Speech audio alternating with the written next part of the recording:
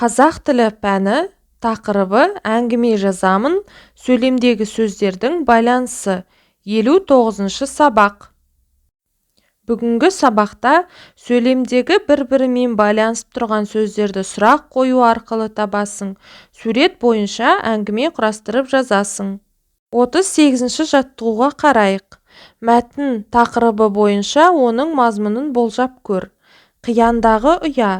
Қияндағы сөзінің мағынасы биік тау беткейі, қия шың дегенді білдіреді екен.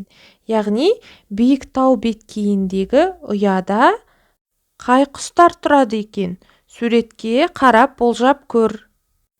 Дұрыс, ол бүркіттер. Биік тау шыңында тұрады екен. Мәтінді оқиық. Қос қыранның бұл шатқалда екі ұясы бар. Бірі жоғарыда, бірі төменіректе. Екеуі де адам аяғы жетпейтін құз жартаста. Кей бүркіттерде мұндай ұя саны бұдан да көп болады.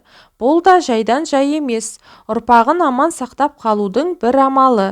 Бір ұядан қауіп төнгенін сезсе, екінші ұяға барып балапан басады.